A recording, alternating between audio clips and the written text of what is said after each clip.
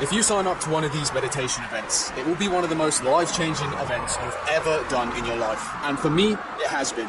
But it was probably about a 50-50 good and bad. I am forever changed, but I don't know how to feel about it. And you'll find out why in this video.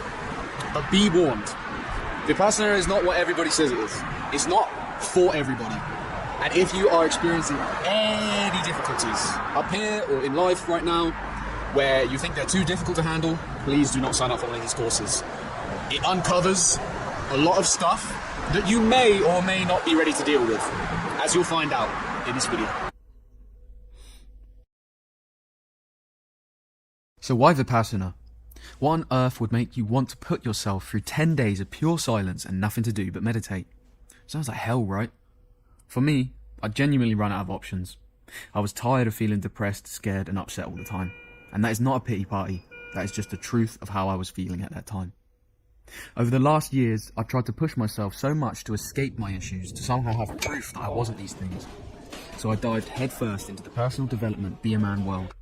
Reading books, working on business 12 hours a day, training for a 50-mile ultra marathon, forcing myself to get into the freezing cold, dip in the sea and work out topless, among other crazy things.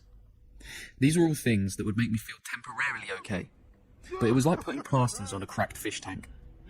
Contrary to the popular hustle culture of personal development, be a man world, I still felt like such a fucking pussy. You just can't be a pussy. And it was eating me alive. I was running from myself, trying to escape my reality, and the only thing that made me feel whole was that 1 hour sit I'd do every day. Just finished my meditation and I did some journaling. I wrote, trying to feel different or searching for a feeling that is going to make you feel different is the complete opposite of what you should be doing. But thinking that it's the complete opposite is false itself. It means you are already what you want to be. There's no point searching.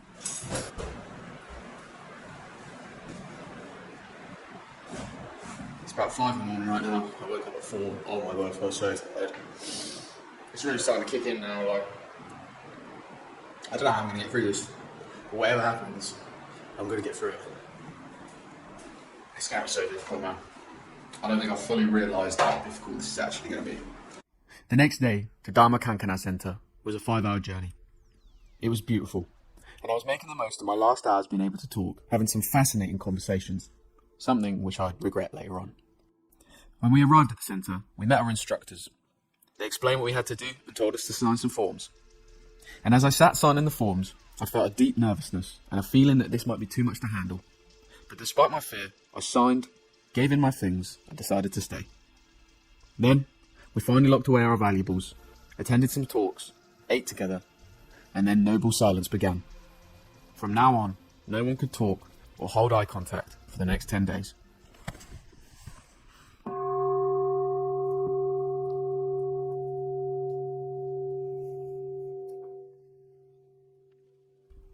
At 4 AM, the meditation bell rang to wake us up.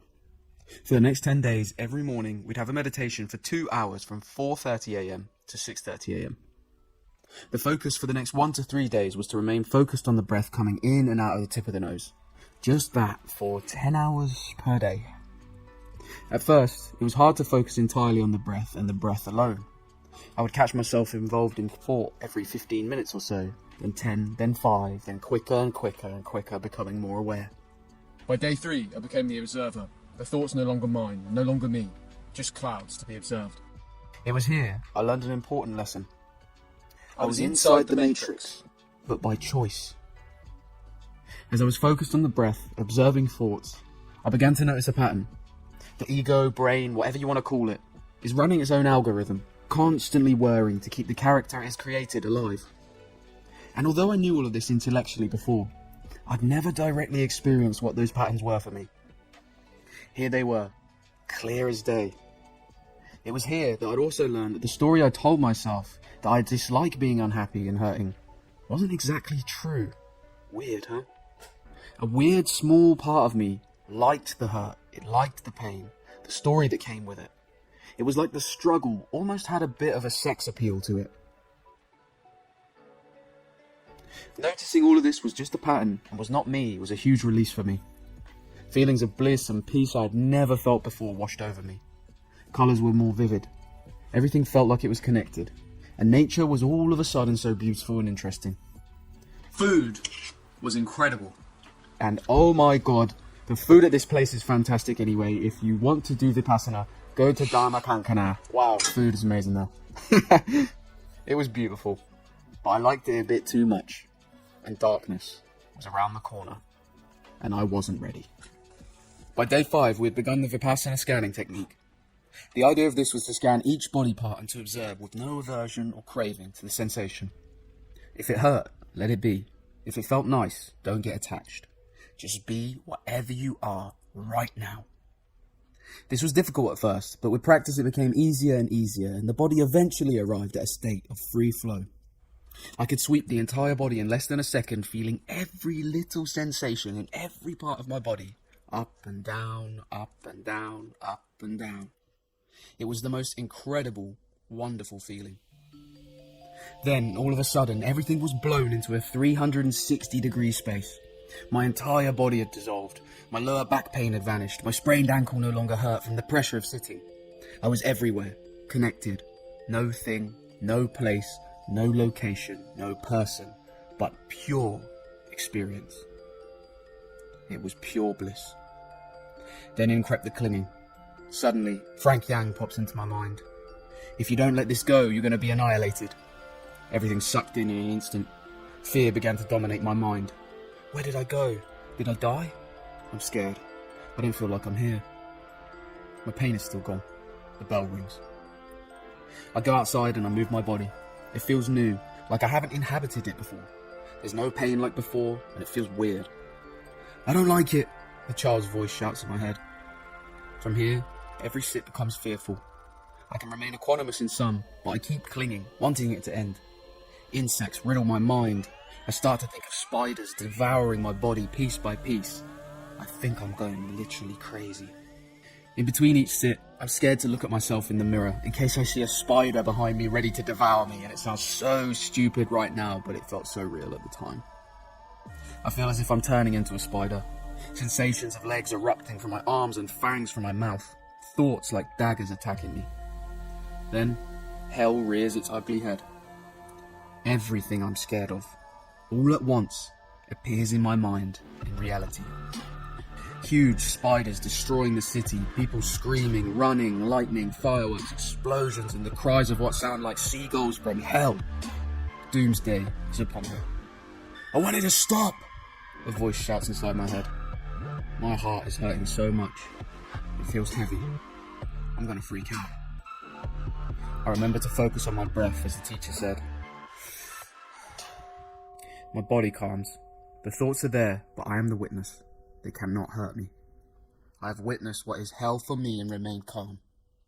I open my eyes, look around the room, and realize how much suffering every single person goes through, and vow to change to be a better, kinder, more loving person when I return to the world. But I'm afraid of losing myself. Okay, so 2 months on, you're probably wondering, how do I feel? When I left, I had this weird sense that something was wrong, but also I felt very clean and clear. Like all my craving and aversion had gone, and I'd have these weird moments of just like total vivid colours, like my vision had been upgraded from 1080p to 4K, just my eyes, so many colours, I don't know how else to explain it. And it looked like, it felt like I was watching people on a TV screen. And I was watching characters in a story. And there were moments where I felt like I really didn't like this feeling. And then as it grew on me and I had it more and more times, I started feeling love and compassion for everybody in these moments. And realizing that everybody, even though they are characters in the story or they're playing characters, made up things, all of these things feel very real for everybody. And everybody plays these certain traumas and feelings out in their daily life, and it hurts them. And I felt such a huge amount of compassion for people in that moment because I had an understanding of what was going on. So that was really useful and that was really nice. And I generally have more compassion for people, and I'm more aware of what I do and why I do the stuff that I do. It doesn't mean I've stopped that at all. Like I'm still going through some big things that are quite difficult for me to figure out and very difficult for me to confront and face, and they're very painful. And I do think I uncovered some kind of trauma in that retreat that maybe I wasn't ready to deal with. Now, would I do Vipassana again? The answer is a straight no to that. And the reason why is because it's not for everyone, like I said at the start of this video, and I don't think it's for someone like me. And now, while I can't speak for you, I can give you my experience that I had. And as someone who's had mental issues in the past and, you know, had feelings of insignificance and all of this stuff, I would recommend that people who also feel like that, who are in a time of stress, not to go on these courses. And the course page does recommend it. Please don't ignore it like I did.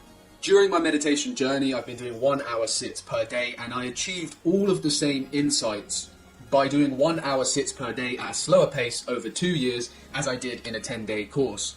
And I think the longer, slower course is actually better for people who are dealing with problems and have past issues and past traumas, because it allows you the space to be able to deal with it in bite-sized chunks. Whereas the retreat is very intense. There are no therapists on board, there are no doctors, there are no trained professionals, so that if something bad happens, then you are on your own. And they won't know what is happening. And there have been many stories of past Vipassana attendees who have had psychosis and things like that. Am I grateful I did it? I'm very grateful I did it. And am I grateful for the lessons that it taught me? I'm very grateful for the lessons it taught me too. But I would just proceed with caution if you're deciding to take one of these. Anyway, now I'm going to play the interviews from the other students so you can see their other findings, because I am not the only person that did this.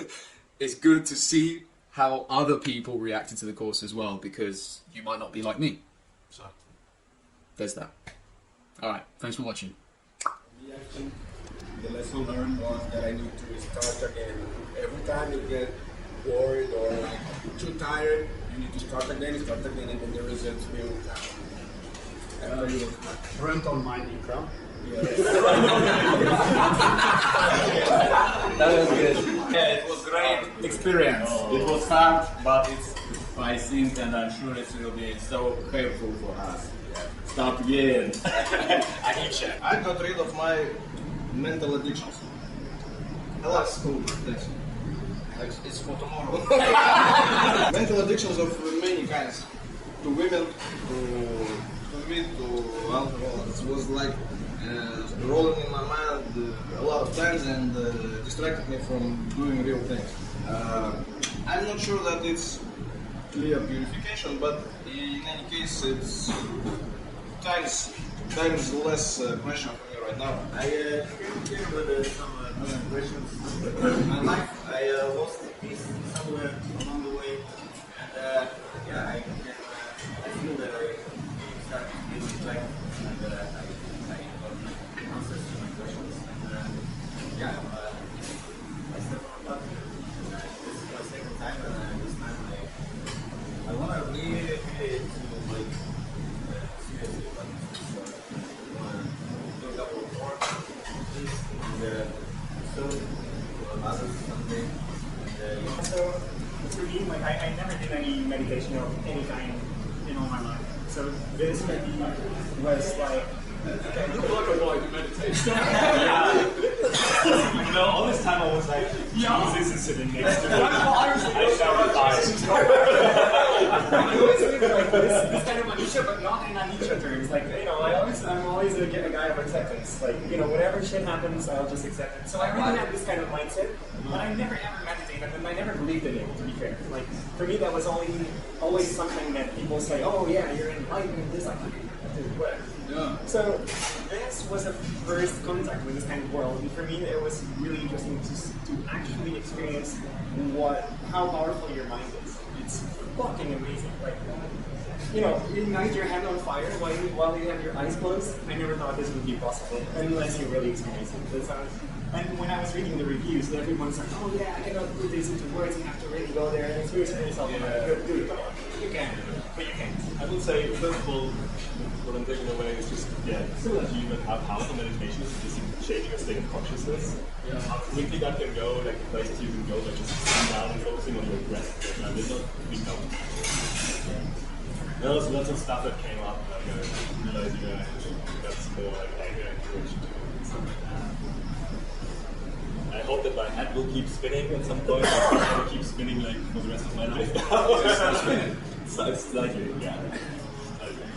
I realize I still have some ego because I'm always trying to work for that. So I realized about the importance of the death of the ego. Now I'm gonna be a better person for sure.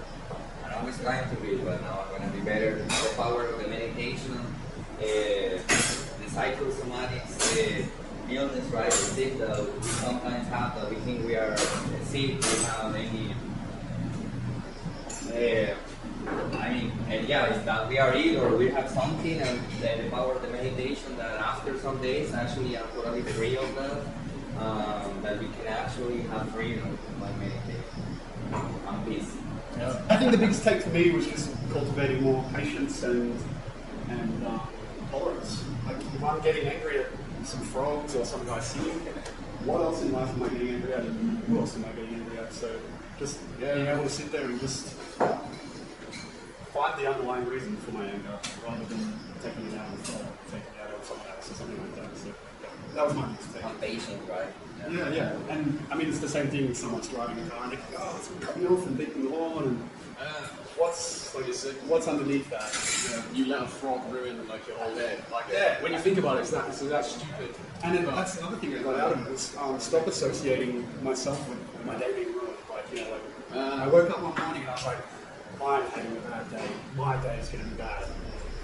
And if you have that kind of mindset, then your whole day is going to be gravitating towards negative stuff. So one morning I had a really horrible morning and I said that and I thought, no, I'm not having a bad day. Maybe my mind is having a bad day or something's going on.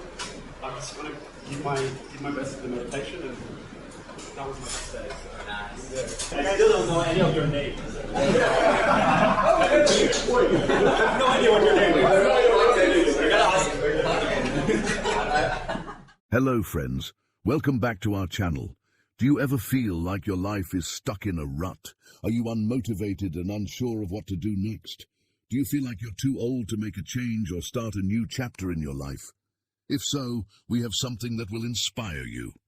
Today, we'll talk about how to reinvent yourself at any age. You'll learn tips and tricks to transform your life no matter how old you are. So sit back, relax, and get ready to discover how to unlock your true potential. We all have the ability to reinvent ourselves at any age. It's never too late to pursue our dreams and make positive changes in our lives. But where do we even begin when it comes to reinventing ourselves? How do we go about making such a big change? Fear not, my friends, for we have the answer. In this video, we'll be sharing 7 simple steps that will help you reinvent yourself quickly and easily. Step number 1, self-reflection. Before you can reinvent yourself, you need to take some time for self-reflection. Think about who you are, what you want out of life, and what you're passionate about. What are your strengths and weaknesses? What do you enjoy doing? And what are your goals for the future? Take some time to really think about these questions and be honest with yourself. This is an important first step towards reinventing yourself. Step number 2, set goals. Once you have a clear understanding of who you are and what you want, it's time to set some goals. What do you want to achieve? What do you want to accomplish? Set both short-term and long-term goals that are specific, measurable, achievable, relevant, and time-bound. Having goals will give you direction and motivation as you work to reinvent yourself. Step number 3, develop a plan. Now that you have your goals, it's time to develop a plan to achieve them. Break down your goals into smaller tasks and milestones that you can tackle one at a time. Make a timeline for each milestone and be realistic about what you can accomplish in a given amount of time. Having a plan will help you stay on track and focused as you work to reinvent yourself. Step number 4, take action. It's time to take action now that you have your goals and a plan to achieve them. Start with small steps and build up from there. Be patient with yourself and don't expect to see results immediately. It takes time to reinvent yourself, and it's important to enjoy the process. Every little bit of progress you make is a step in the right direction. Step number 5, stay positive. When reinventing yourself, it's important to stay positive. There will be setbacks and challenges along the way, but it's important to focus on the bright side and keep moving forward. Believe in yourself and your abilities, and don't let negativity bring you down. Remember that reinventing yourself is a journey, and it's important to enjoy the ride. Step number 6, learn from others. Don't be afraid to reach out to others for help and guidance. Talk to friends, family, or professionals who can offer support and advice. You can also learn from others who have successfully reinvented themselves. Read their stories and try to emulate their success. Remember, you're not alone in this journey, and there are people who can help you along the way. Step number 7, be patient. Reinventing yourself takes time, so be patient with yourself. Don't expect to see results immediately. Enjoy the process and celebrate your successes along the way. With hard work and dedication, you can successfully reinvent yourself and create the life you want. Now that you know the steps to reinventing yourself, let's look at some ways to apply them. Here are 10 inspiring examples to help you on your journey. Number 1, change your look. Changing your look can be a great way to reinvent yourself. A new haircut, a different style of clothing, or even a new color of hair can help you feel like a new person. It doesn't have to be a drastic change. Even small changes can make a big difference. Number 2, learn a new skill. Learning a new skill can help you grow as a person and open up new opportunities. It could be anything from playing an instrument to coding to cooking. Not only will you have something new to add to your resume, but you'll also gain confidence and satisfaction from mastering a new skill. Number 3, travel. Traveling is a great way to broaden your horizons and learn about the world. It can help you grow as a person and make you more interesting to talk to. Plus, you'll have amazing stories to tell when you get back home. Whether you travel solo or with a group, it's sure to be an experience you won't forget. 4, start a blog or vlog. Starting a blog or vlog can be a great way to express yourself and connect with others who share similar interests. It can also help you build a following and open up new opportunities. Just be sure to put your best foot forward and put out quality content that people will enjoy. Number 5, volunteer. Volunteering is a great way to give back and help those in need. It can also be a great way to meet new people and make a difference in the world. Find a cause you're passionate about and get involved. You'll feel good about yourself, and the world will be a better place because of it. Number 6, attend networking events. Attending networking events can help you expand your professional circle and open up new opportunities. It's a great way to meet new people and learn about different career paths. So don't be afraid to put yourself out there and make some connections. You never know where they might lead. 7, join a club or group. Joining a club or group is a great way to meet people who share similar interests. It could be a book club, a sports club, a hiking group, or anything else you're interested in. It's a great way to socialize and have fun while also pursuing your hobbies. Number 8, take a class. Taking a class is a great way to learn something new and challenge yourself. It could be anything from a cooking class to a language class to a dance class. Not only will you learn something new, but you'll also have the opportunity to meet new people and make friends. 9, start a side hustle.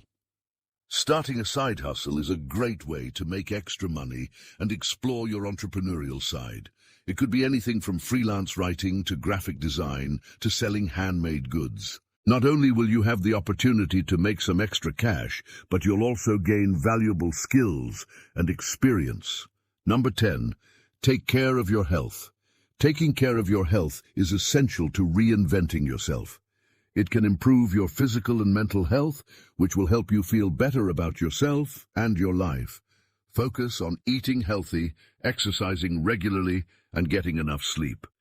It may seem like small changes, but they can make a big difference. We hope these 10 examples have inspired you to take the first step towards reinventing yourself. Remember, it's never too late to make a change and start fresh. Just believe in yourself and your abilities and don't be afraid to take risks. That concludes our video on how to reinvent yourself at any age. We hope you enjoyed the video and learned something new. If you're ready to reinvent yourself, then take action today. Start with small steps. Remember to stay positive and be patient with yourself. Reinventing yourself takes time, but the results will be worth it. If you found this video helpful, please give it a thumbs up and share it with your friends. Don't forget to subscribe to our channel for more videos like this. Thanks for watching, and we'll see you in the next video.